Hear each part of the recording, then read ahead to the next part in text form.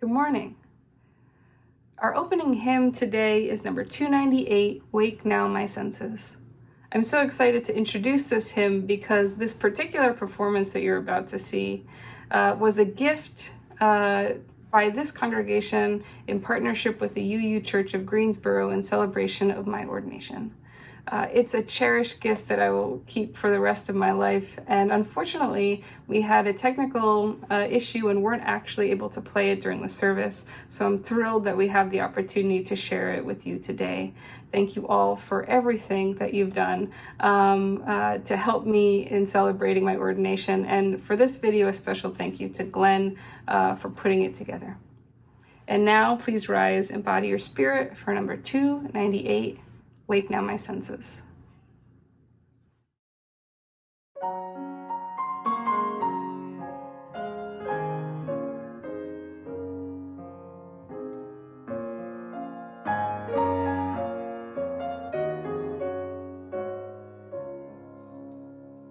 Wake now my senses and hear the earth call. Feel the deep power of being in all. Keep with the web of creation your love. Giving, receiving as God shows us how. Wake now my reason, reach out to the new. Join with each pilgrim who quests for the true. Honor the beauty and wisdom of time. Suffer thy limit and praise the sublime. Wake now compassion, give heed to the cry. Voices of suffering fill the wide sky. Take as your neighbor, both stranger and friend. Praying and striving their hardship to end. Wake now my conscience with justice thy guide. Join with all people whose rights are denied. Take not for granted a privileged place. God's love embraces the whole human race.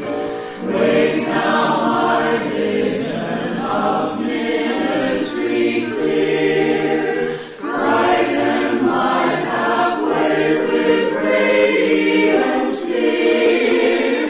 Mingle my calling with all who will share. Work toward a planet transformed by our care.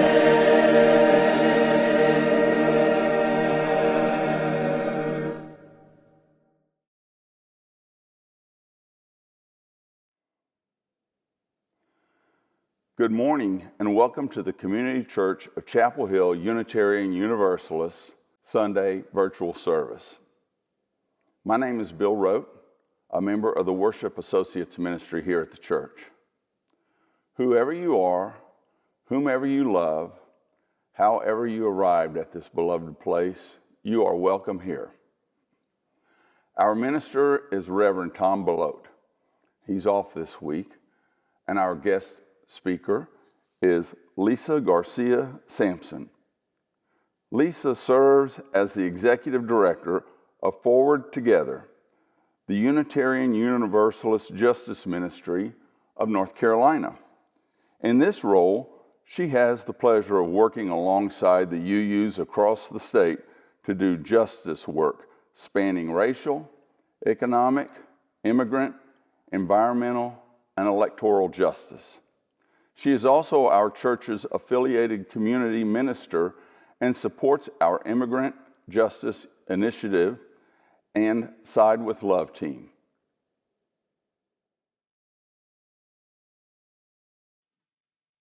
Hi, I'm Krista Westervelt. Thank you so much for allowing me to share this week's Share the Plate recipient, the Chatham County Council on Aging. They're a nonprofit in Chatham County serving older adults and their families for over 46 years. And the work that they have done during COVID-19 has been so vital, from helping older adults stay safely in their home, supporting their caregivers, doing all that we can to ensure connection in the midst of a time of physical and social distancing. The supports provided by the Council on Aging are so vital each and every day. Here's a little bit more about it.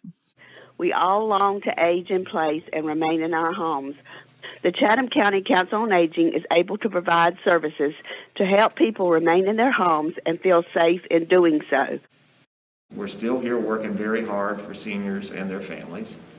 And secondly, we do care about you, and not just those, or certainly those who are homebound, but everyone in the community who cares about our older population. And we're trying to do anything we can to, again, let people know we still care about you and we're here for you.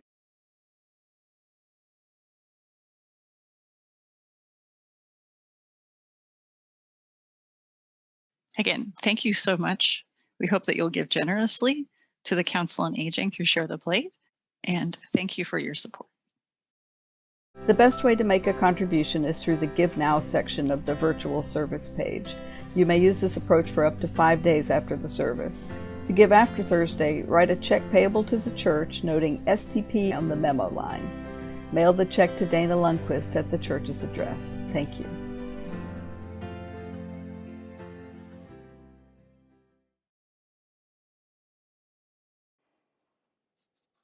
Our call to worship this morning is from U.S. Army Captain and UU Minister George Tiger, who wrote this reflection about the courage of acceptance while he was in Kandahar, Afghanistan. Paul Tillich said, "The courage to be is the courage to accept oneself, in spite of being unacceptable. Made in the image of God, endowed with inherent worth and dignity, we are bombarded by messages that we are other than this.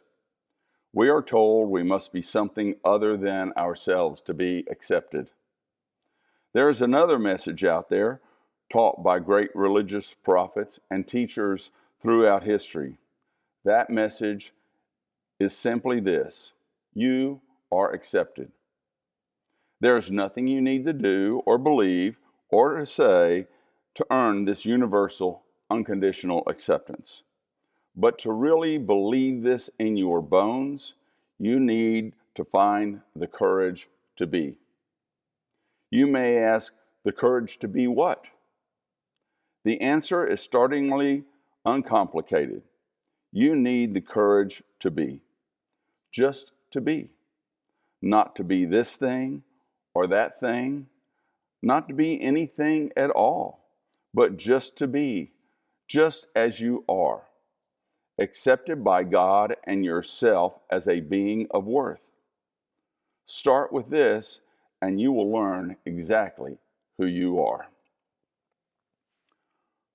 Will you join me today in reading the words for the lighting of the chalice?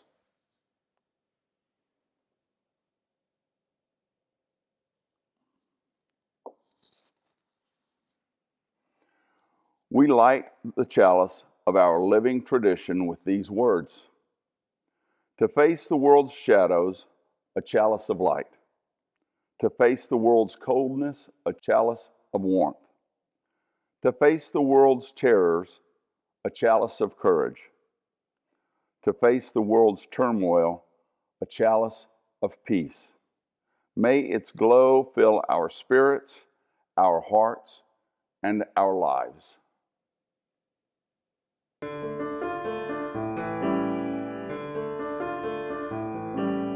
Return again, return to the home of your soul. Return again, return to the home of your soul.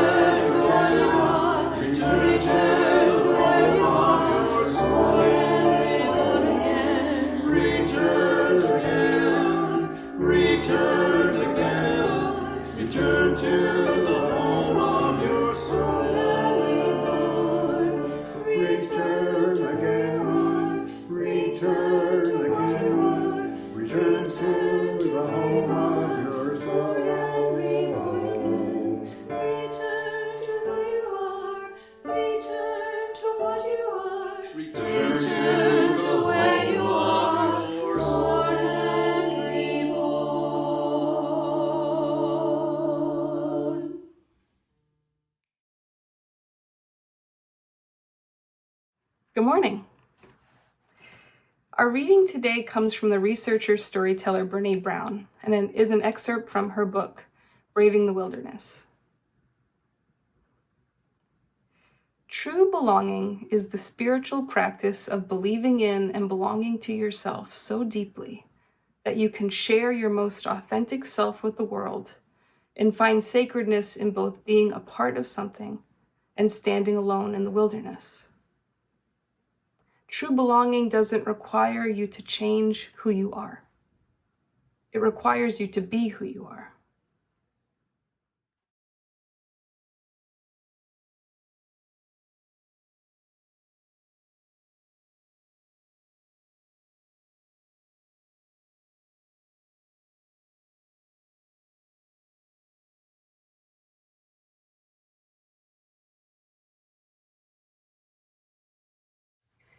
Good morning. It's always great to be back at Community Church, and with this being my very first time being with you all as an ordained UU minister, thank you to so many of you who participated in my ordination, and also the first time that I can speak to you all on Sunday morning as your affiliated community minister. So just really grateful to be here, and grateful to be here after the week that we've just endured together. I probably don't need to give this list, but I will. This week, COVID deaths continue to rise. The runoff election in Georgia tipped the balance of power in the U.S. Senate. The President of the United States incited a deadly attack on the U.S. Capitol. And the presidential election was certified despite efforts to block the democratic will of the people of this country. And that was just Wednesday. We've got some work to do, friends, and we'll do it.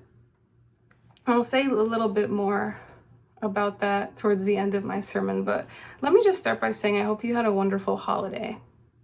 And I hope these past few weeks have been a time of reflection and renewal after a hard, heartbreaking year. Because if we are to powerfully bring our whole selves to this work in 2021, we must first take the time to stop and, as our hymn this morning describes, return again. Return to the home of our soul. Return to who we are. So how are you? How are you really doing? How has your spirit been stretched or bruised or perhaps even transformed in 2020? And who is the you that enters into this new year? Yeah, these are not the kind of questions you can answer during Zoom coffee hour. This is the kind of reflection that requires us to create enough space, enough stillness in our life to really be with ourselves, whether it be through a very long walk or a drive, writing in a journal, a ritual of personal significance, or in some other way. Let's create some space, if we haven't already, to listen deeply and feel deeply and be attuned to our spirits as we enter this new year. In my own practice of trying to do this, I've held close one of the most important pieces of wisdom that I ever heard in seminary. And it didn't come from a theologian or a colleague, but from a man who works at the Sara Lee Baking Company. And here is his story. Francois was an immigrant who came to the United States from West Africa. He arrived in New York City with a master's degree in sociology and high hopes of starting his career. But he was deeply disappointed when the only job he could find was doing dishes in a restaurant. He described calling back home and feeling embarrassed. He didn't want to tell his mom that he'd moved halfway across the world to be a dishwasher. But Francois had incredible faith. He knew he had gifts. He believed that God had a plan for him. And so he kept his head high and he did his job well. And eventually his boss promoted him to making desserts. And that's when Francois fell in love with baking. He felt joy and a sense of purpose in feeding people, sending beautiful desserts out of the kitchen and watching those clean plates come back. He loved it, and he was good at it. So much so that in time he got a job managing his own baking crew at Sara Lee. And finally, in that role, Francois could also use his sociology training to better understand the dynamics of his team and recognize people's talents. And no, it wasn't the path he expected, but he was able to find a profound sense of calling in his career. And in a recorded interview about vocation, he offered this advice to others. He said this: "You are the story you tell yourself. You are the story you tell yourself. So make sure you tell yourself a great story and live that story."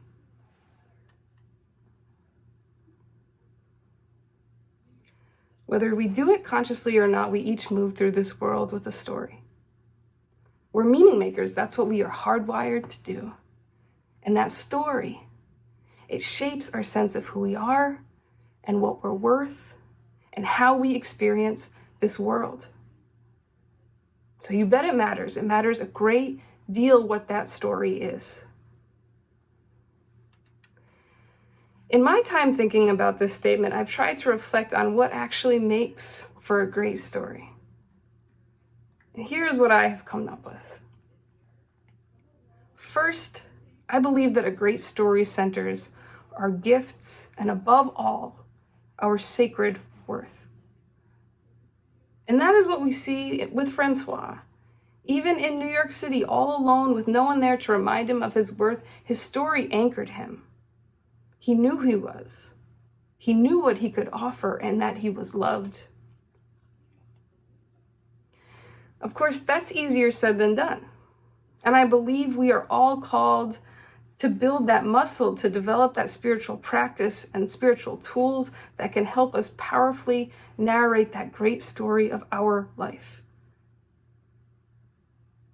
One of the spiritual tools that I use to activate my sense of worth is actually today's anthem, sung by the cast of the movie The Greatest Showman.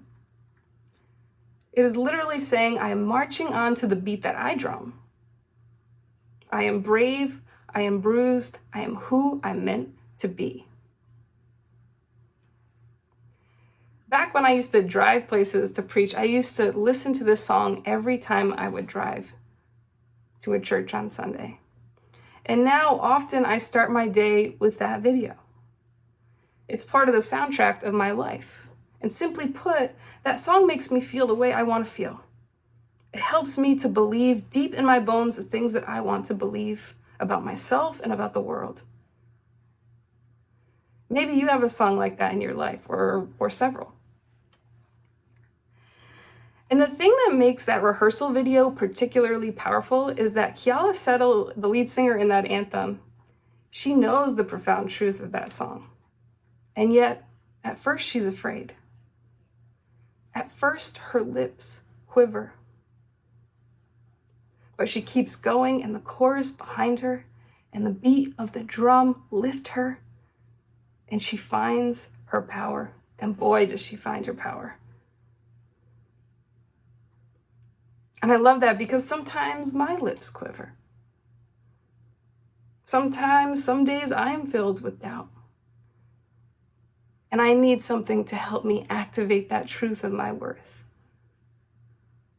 We all need these kind of tools in our lives, because if we can't do that for ourselves, we will go searching for our worth and dignity out in the world. And this might be the understatement of the century, but that does not always go well.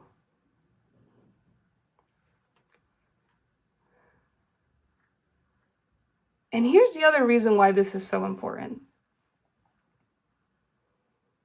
When we do have that strong anchoring story of inherent worth, we can have the courage to also face the hard truths about our life and know that our worth is not at stake. A great story is not only the good stuff. A great story is above all a complete, true story.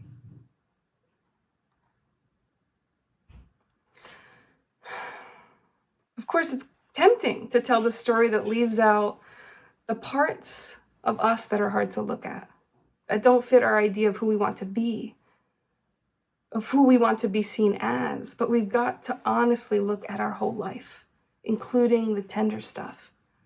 And here's why. Because when we leave out those painful parts, we know that we're doing it. Somewhere deep in us, we know it. And when we try to bury those things, we do it out of fear that we'll be defined by them. When we bury them, they become seeds. Researcher, storyteller Brené Brown writes, "The irony is that we attempt to disown our difficult stories to appear more whole or more acceptable, but our wholeness actually depends on the integration of all our experiences, including the falls." So friends, we cannot just bury 2020. We've got to have the courage to tell the truth, to honestly sit with the pain of who and what we have lost, because that is the birthplace of healing. We've got to acknowledge when we have failed to live our values, because that is the birthplace of accountability. We've got to name the fear that lives in us, because when we speak it out loud, we begin to take the power away from it.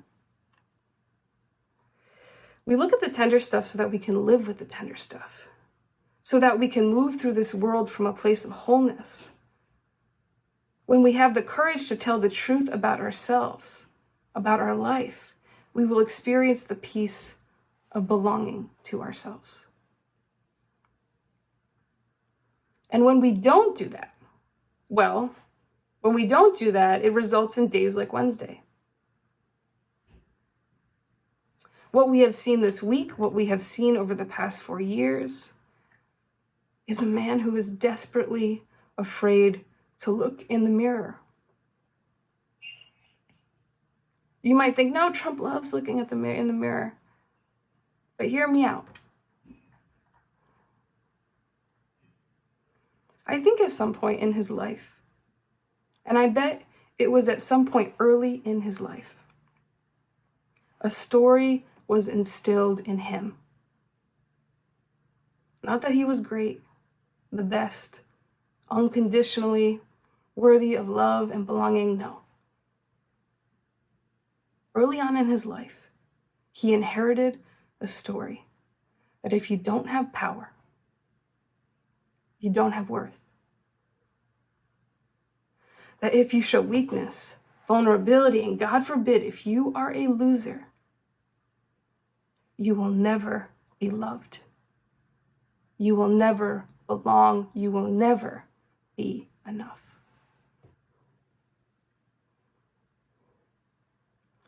He is so afraid that that story is true that he has buried it deep inside himself.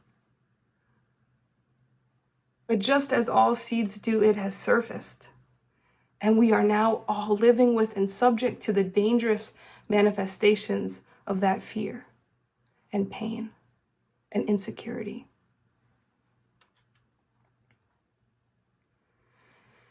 He cannot face the truth, but we can, and we must. Make no mistake, the future of this country is being born in this moment. And we are all responsible for what happens next, all of us.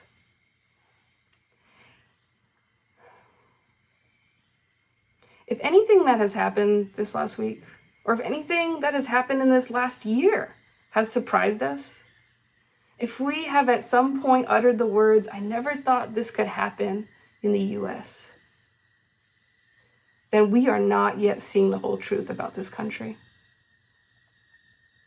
The truth about white supremacy, about violent extremism, the fragility of our healthcare system, the fragility of our democracy, and so much more. Our failure to tell the whole true story of our country has left this nation spiritually fractured. The path of truth and reconciliation will be long and hard, but it must begin now. We cannot let this opportunity slip away.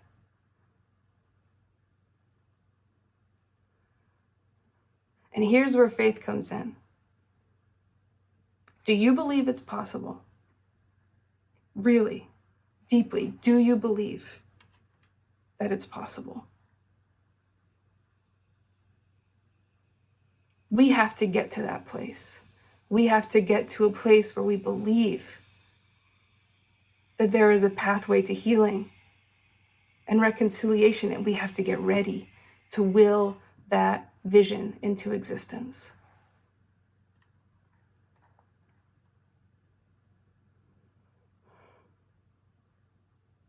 Friends, when we are anchored by the sacred truth of our inherent worth, and when we have the courage to face our whole imperfect story, both personally and collectively, that truth will set us free. That truth can heal us and can liberate us and bring about real, earth-shattering spiritual transformation in ourselves and in our country. May it be so. Amen. I wrote this song many years ago about my relationship with a therapist, but I think it can apply to any deep and meaningful relationship. It's called Mirror.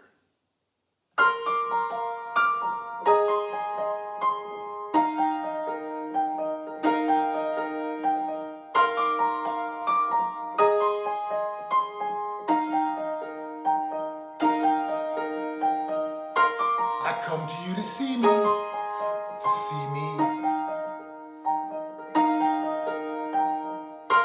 I don't want you to free me, just see me.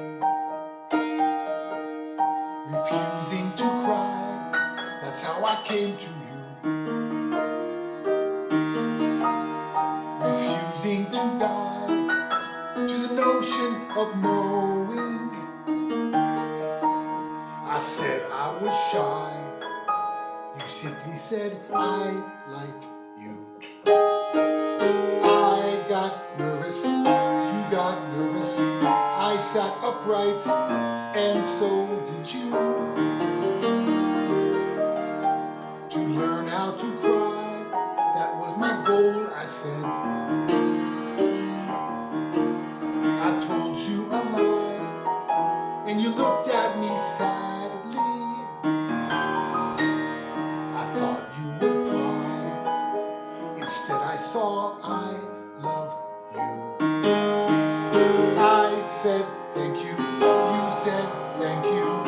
So much thank you. What does that prove? You were my mirror. You caught my image in the water still. You held a camera shooting close-ups, shadowing my feelings, shot back to me oh so true. Pretending to cry, not 'cause I wanted to. As much as I tried, I just could not remember. The weeks would go by. I learned to say I trust you. I start bluffing, I'm caught bluffing. No more bluffing, and none too soon. You are my mirror. You are my beacon on a stormy night. You bring a lamp to light my darkness, warmth within my winter, solace to a hopeful heart. I come to you, see me, to see me. I don't want you to free me, just see me. Beginning to cry, that's how you see me now. Beginning to die, to the notion of knowing. No need to reply when I whisper I like me. I start smiling, you start smiling, all this smiling, what should we do? You are my mirror, you are my leprechaun, my lucky charm. You are my plastic astronaut Jesus, you're my guardian angel, sent to me at just in time. You are my mirror, you are my beacon on a stormy night. You bring a lamp to light my darkness, warmth within my winter, solace to a hopeful heart. That's where I'm keeping you. In my arms.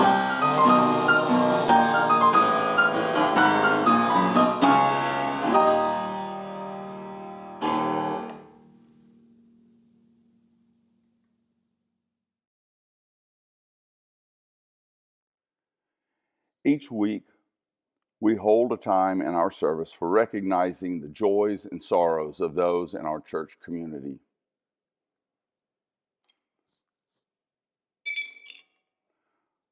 The first stone is a stone of sorrow placed for Cindy Barker. Cindy's older sister, Audie, and Audie's husband, Bob, died a week apart on December 27th and January 3rd. Both have been living with advanced dementia at the CCRC where they lived in San Diego.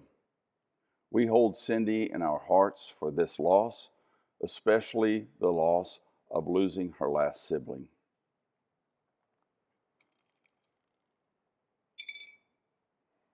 I place this next stone on behalf of our whole church community as we celebrate the joys and mourn the sorrows of our nation this past week.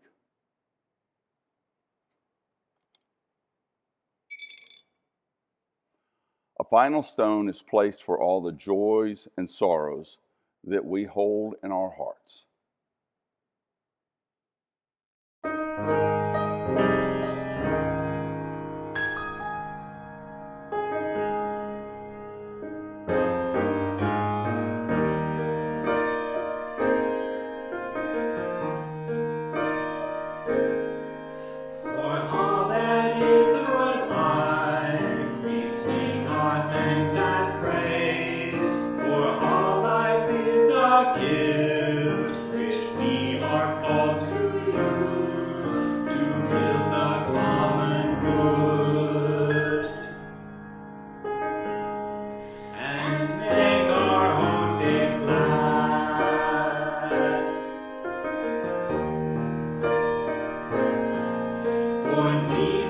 taught us serve, for services we give, for work and its rewards, for hours of rest and love, we come with praise and thanks.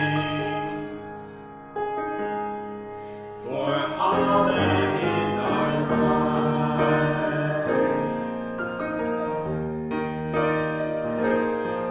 for sorrow we must bear, for years we had lost, for each new thing we learn, for fearful hours that pass, we come with praise and thanks.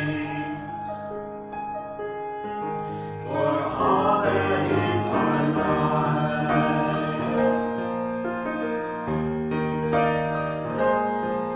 for all that is our life, we sing our thanks and praise. For all life is our gift, which we are called to use to build the common good and make our own days glad.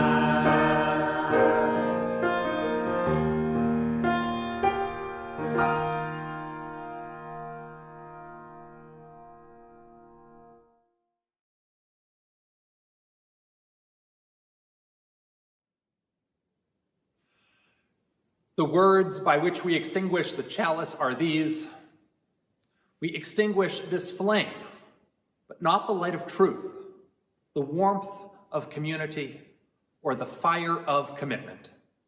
These we carry in our hearts until we are together again.